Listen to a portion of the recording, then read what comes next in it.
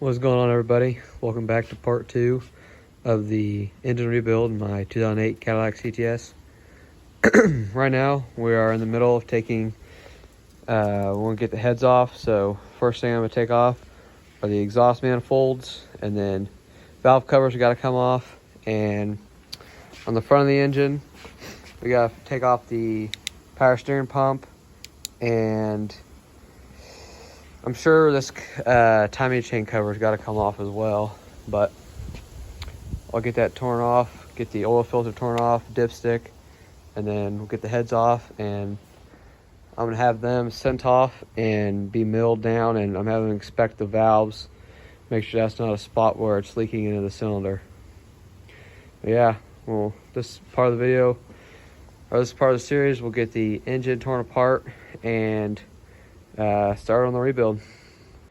Okay, so to pull the pulley off, I had to go to the old Harbor Freight and get a special pulley remover, and you can see right here this I don't know what you call it, a cup or whatever.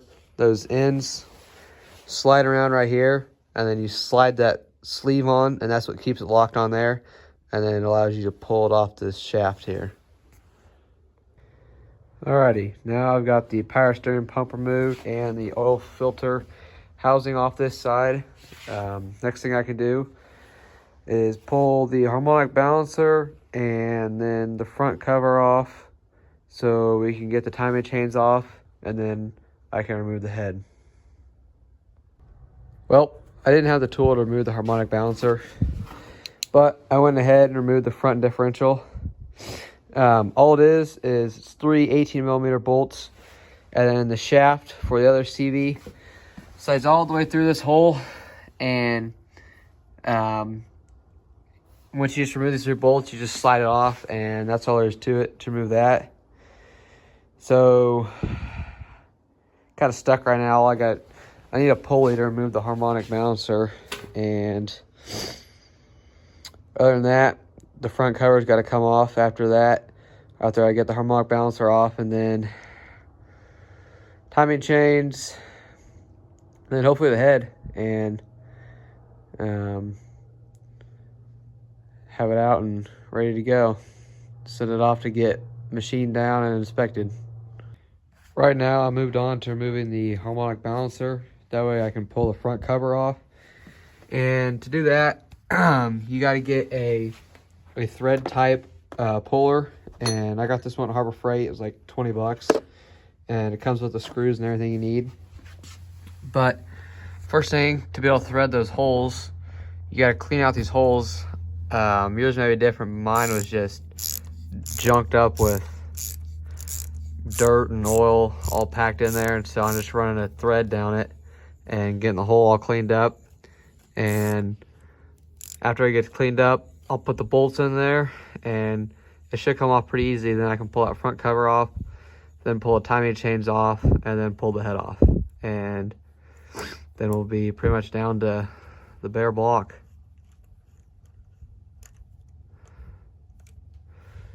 You can see how much junk is in the crevices of the thread tap now. So here you can see I got the pulley set up, and I've started pulling on it, and it's coming off pretty easy. You'll have to use an impact to take it off, because if you just spin it like this, it's just going to spin the whole engine. But when you hit with the impact, you can see it. You can see it's pulling it off.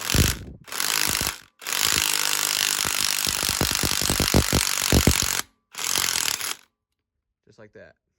And now this is off, and we can start pulling the front cover off. Now that you've got the harmonic balancer removed, you'll want to start taking all the 13mm bolts out around the cover. I thought this metal cover would have to come off, but it looks like it can just stay on as long as you pull the bolts out around it, and it's got some type of sticky tape on the backside, so we'll leave it on there, see if we can pull all the bolts off and get this front cover pulled off. All I had to do to get the front cover off was just come back here and pried it a little bit and it finally popped it all the way around. You can see quite the mess to deal with back there. I think the next thing I need to do is remove these tensioners on all three of the timing chains, and then I'll pull the timing chains off, and after I pull the timing chains, then I'll be able to reach all the bolts to pull the heads out, and the heads will come off. But this hopefully is the last step before moving the heads, and I should be able to remove the camshafts with the heads, which is good for when I take it to go get milled down and inspected.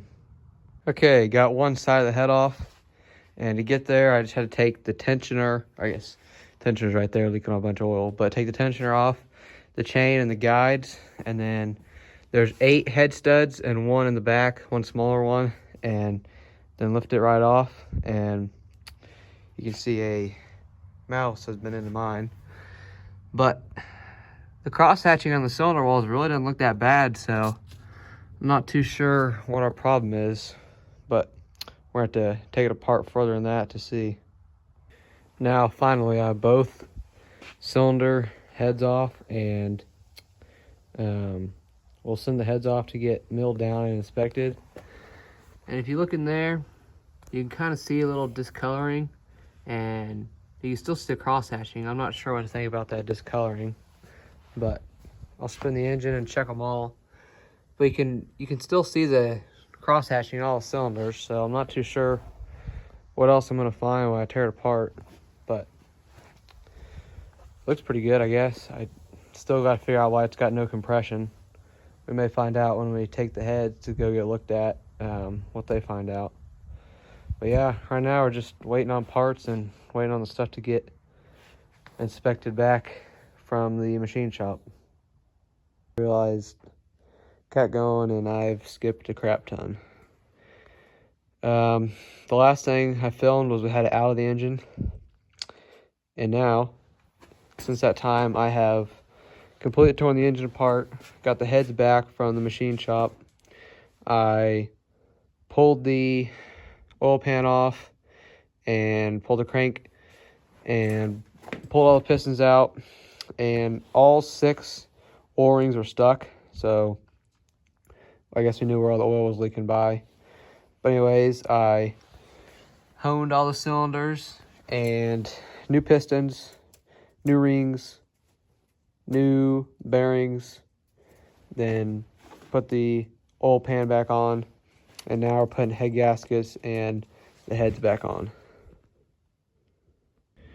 Okay, so both cylinder heads are on now, and I got all bolts torqued. I've wrote down my torques here. I've also been following along the Haynes manual, order and stuff like that. While I was doing that, I also put the thermostat housing on, 3 10mm bolts, bolted to the block. I think it's about 10 o'clock. I'm going to call it a night. But tomorrow I will put the lifters and rocker arms in, and then get them and get the camshafts and caps torqued down, and then I'll put the valve cover gaskets on. Wait, no, I can't do that yet. First I'll have to put both timing chains on each side and the timing chain on the water pump. Then put the timing chain cover on. Then I can put the head gasket, the valve covers on. Then after that, what's next? Power steering pump will have to go on. Oil filter housing. Flywheel. I'll have to go back and look at what else. Exhaust manifolds. Dipstick. But yeah, it's coming right together. Hopefully we'll have it in within the next couple days. Okay, it's the next morning, and so far I've gotten both exhaust manifolds on each side and torqued down, and then I got the oil dipstick in. And then I've got these, I don't actually know what the name is for them, but it's just something for the rocker arm to push off of. They don't move at all, they're just stationary in there, and they got little galleys. I let them soak in oil overnight so they could be pre-filled, and then when I set the camshafts in, I'll put assembly lube on there, and then on the caps, torque them down. This engine has no valve adjustments to it, so you just set that in there and torque it down. So I'm gonna get that installed, and then we'll move on to the front and get timing chain, figure out how to get everything aligned, and then I'll have to clean off the edges and then run a bead of RTV all the way around it. Alrighty, so I now got the rocker arms on, and then I set all the camshafts in and torqued all the caps to 89 foot-pounds. There's a sequence. Basically, you start in the middle and work your way out. But you can see these are labeled. That way you know which direction the cap goes. It also has number 6 piston and then exhaust, number 6 piston, intake. Same way on this side, shows you the direction. Number 5 exhaust, number 5 intake, number 5 exhaust, and shows you which way all the caps should be pointing. Okay, we're now to timing the engine, and this is where it can get a little tricky, but first thing you want to do, go to your exhaust cam, and you're lining it up with the holes. You see that little hole right there on the exhaust, and then same with this hole right here on the intake. And you'll line, mine are gray, but you'll line your different colored marks up on those dots. And, well, actually, I guess first, before you do that, you come back here and you get your cams, you get the flat spot, you get it even, basically straight up and down, level with where the valve cover gasket would go. And then you come back there and you set the chain on the top here first, line it up with those marks, and it should be 12 from this here. It should be 1, 2, 3, 4, all over here. It should be 12 links. And then after you do that, you'll come down here and, let's see if I can get my light, but right through the peephole, there's another gray mark. You're gonna line it up through the peephole of that idler. And then once you get that set on there, set this guide on, then this guide on, and then we will then put the tensioner on, just like that. All right, a little while later, and the engine's all timed now. There's more detailed videos that I watched on YouTube how to do it, but basically you get this one aligned first and timed, and then when you come back down here, you align this with the dot there, and then right there, the silver with the dot, and then you align it with the dot on this idler here too, and then that's the oil pump drive, and it's pretty simple. Then when you get this one, your dot was over on this driver's side of the engine. You got to rotate it to where it matches up with the dot right there on the passenger side of the engine. And then when you spin that, that'll spin this sprocket around so you can align this line up for the passenger side overhead cams. And that's pretty much it. Then you torque everything down 18 foot-pounds, pull the pins out, and now all the chains are tight and we're ready to throw the front cover on. Then after that, we'll throw valve covers on, then oil filter housing, power steering pump. Then we'll be pretty much ready to set it back in the car. Okay, I'm working on the front cover now, getting ready to put on. It's got an RTV sealant is what it had all the way around it, and it's got these little grooves here. And what I found the best way to clean them out is just a little pick here and scrape them out, and then take a little pad on your drill and clean up all the edges. And then you replace this little rubber sealant around the water pump, or for the water pump here, and then beat the front main seal out, just to socket, beat it out, and then drive the new one in on the other side. And make sure you oil it up before you slide it on the camshaft. But we'll get a bead, put around, and then set on there, then we should be good to go. Okay, got the front cover bolted on now. I'm letting the RTV sit up a little bit. They're just snug for right now. I'll give it a little bit and then torque it down. Then after that, I'll put the water pump on. Then I'll put the spark plugs and valve covers on. Then I'll put power steering pump, harmonic balancer. Then it'll be ready to drop in the car, I think. So next up in the process, I got these valve covers on. I replaced the little O-rings around the spark plug boot. And then I also replaced the gasket. And then right now, we'll go inside and do it 'cause it's so cold out here. But I'm replacing the little rubber pieces on the bolts. They're actually not in terrible condition. They probably could have been reused, but while I'm in here and ease of access, I'm gonna go ahead and replace them. Then in the morning, I'll throw on the harmonic balancer and the power steering pump. Probably fill with oil. Then I think I'm gonna throw in the car.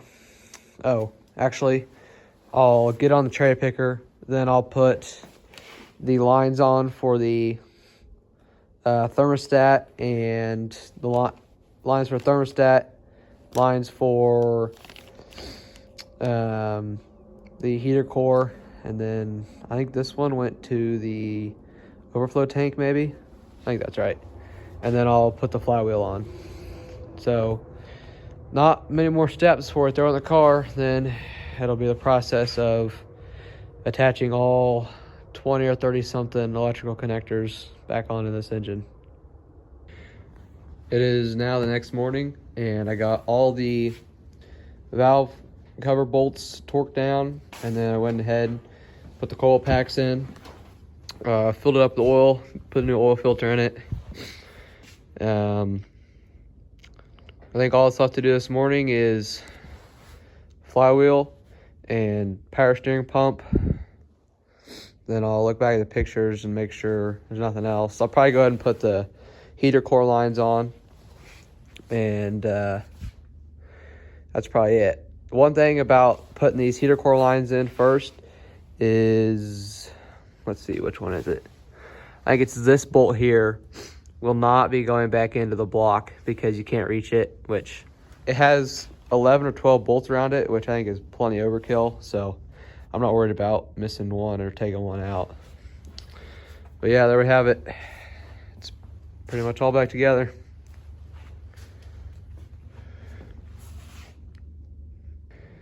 Alrighty, I now have the harmonic balancer on and the pulley for the water pump, and got the power steering pump on. I still got to figure out how to get this pulley on for the water pump. It's just a press-on fit, so I need to figure that out, and then probably come up here and clean the surface off for the intake, and then I'll put it on the cherry picker, and then I'll pull it off the stand, put the flywheel on, and then drop it in the car.